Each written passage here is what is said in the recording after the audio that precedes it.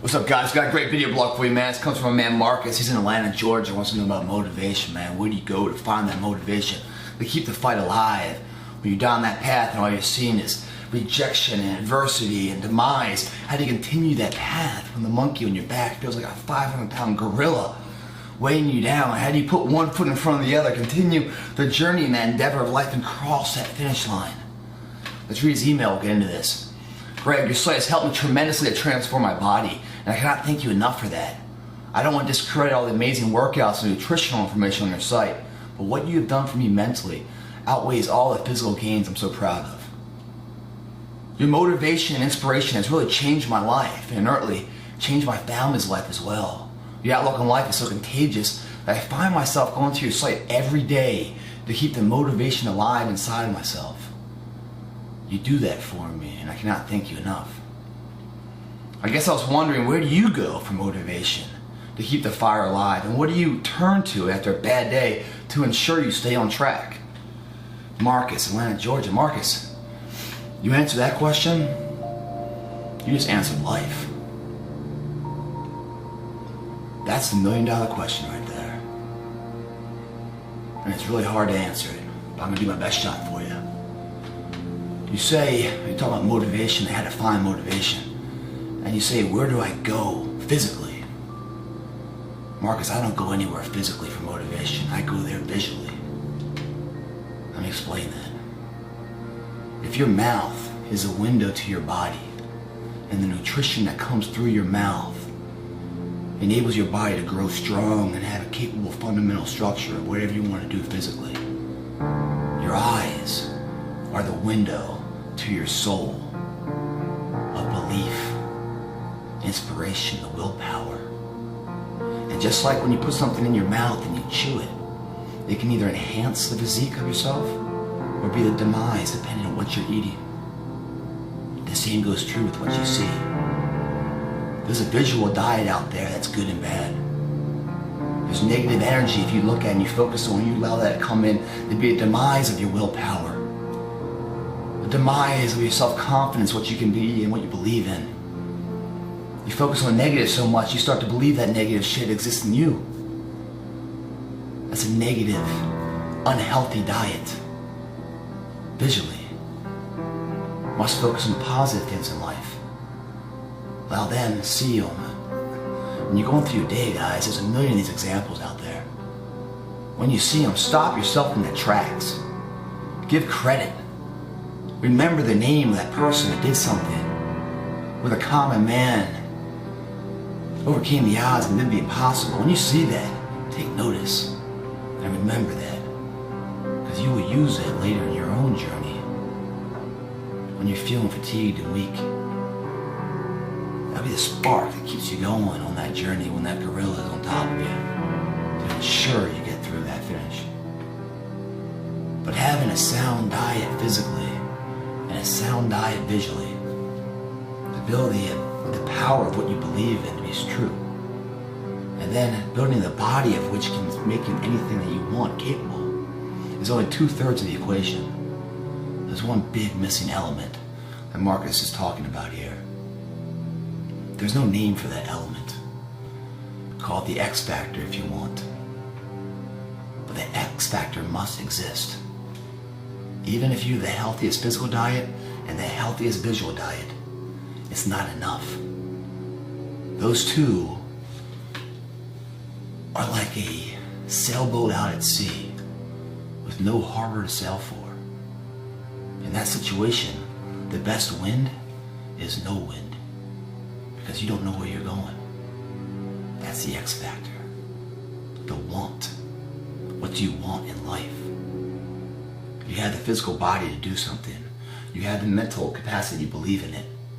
Now what the fuck do you want? When you want something that collides all three of them into the trifecta, it makes the uncommon man remembered for generations, because he achieved the impossible and changed the basic framework, the blueprint society in which we live our life. The one is in us. That X factor is in every single one of us, guys. It's a seed that's planted at birth inside of every single soul. 99% of the people Never let that seed blossom into anything. It goes buried because they don't know how to nourish it. They don't know how to feed it, caress it, protect it. So it blossoms into the strength of remembrance, to be a role model, an example of passion, strength, where pride is stronger than steel, you know?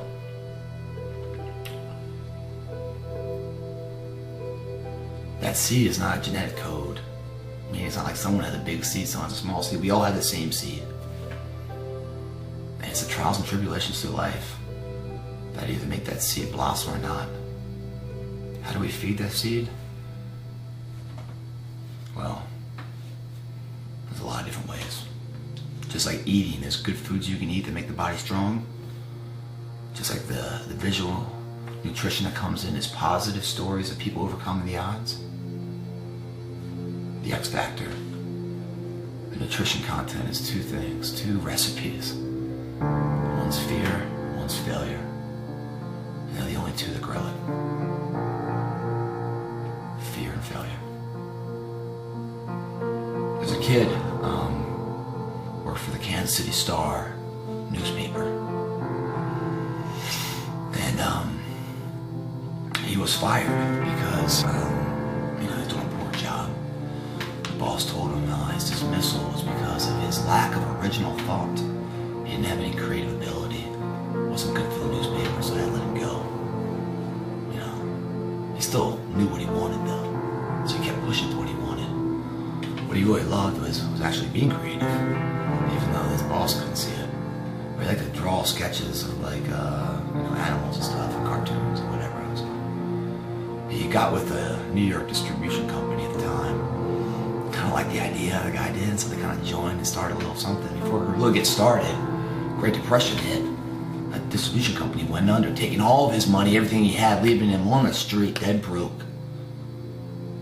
So much so that he resorted to eating dog biscuits for food.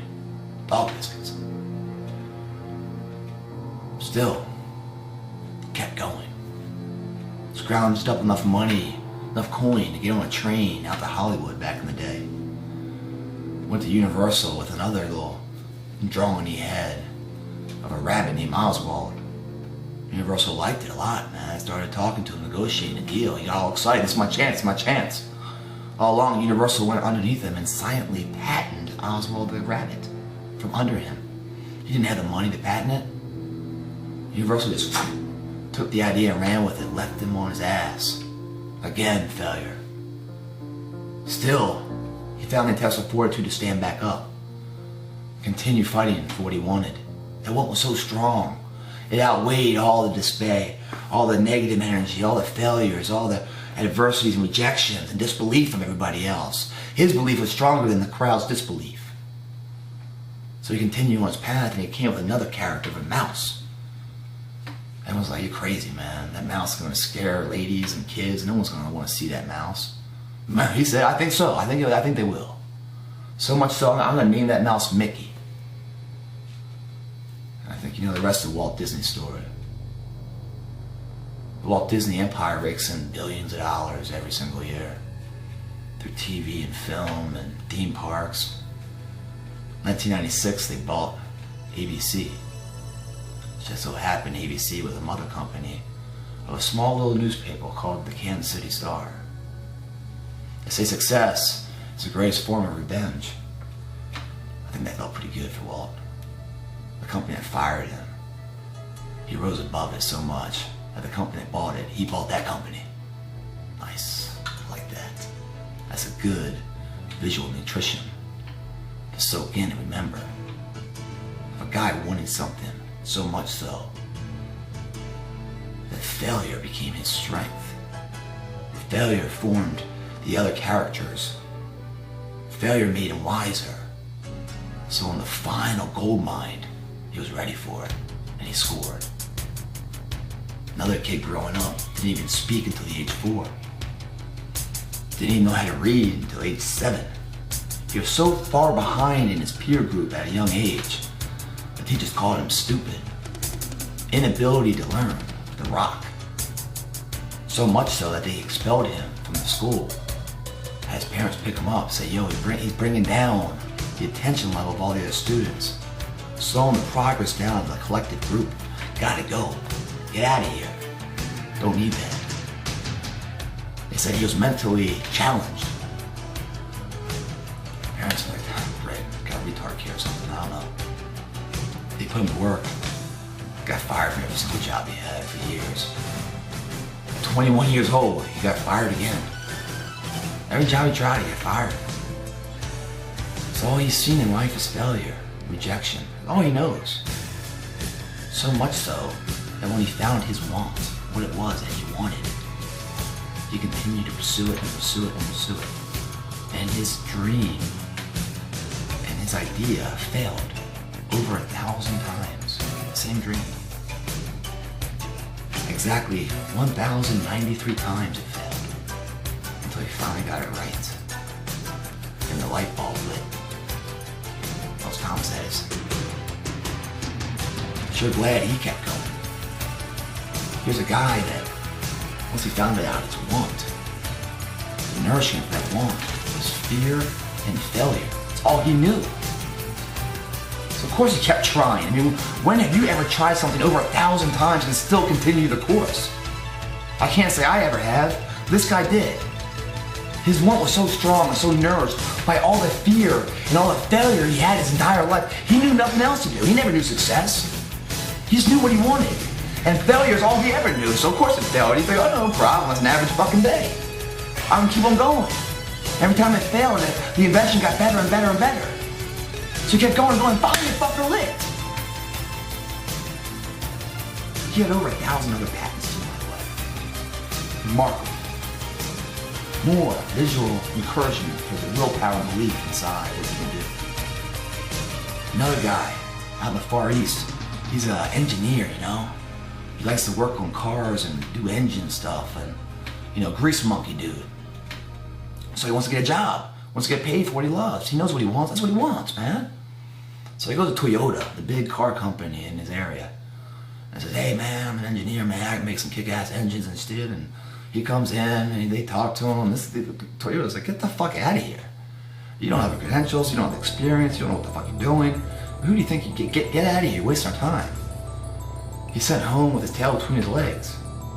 Still wants to be an engineer. Wanted to do it, you know, on the assembly line Toyota. They said no. He didn't stop, he kept going. So instead of being in the assembly line Toyota, he was in his garage doing it. Started making little scooters. I liked it though, man. You know, that's what he wanted to do. So he did it in his garage, scooters. Got on that scooter and drove it around town. The neighbors were like, wow. That scooter, man, it's pretty cool. Let me try it. They tried it. It's pretty good. You know, the fuck Toyota, man. Why are you going to your own business, man? Be a little entrepreneur. Make scooters. I was like, yeah, I love it. Why not? I'm going to do scooters. That's what he started with. That's not what he ended with. His last name was Honda. You know, there's countless stories out there of people that they hit failure over and over again. I bring that up because that's what creates the want, the desire, the demand for something to change. It gives you a directional path. So when you're on that sailboat out at sea, you know how to take the wind coming at you into your favor, to sail in the direction you want. But you're not sailing into some harbor at your own point. No, you're going to sail down uncharted waters. Why? Because those uncharted waters lead to undreamt shores of possibilities. And the common man is forever remembered. If you take 100%, that's your ability, 100%. Everything you got. 1% of that is inspiration, 1%.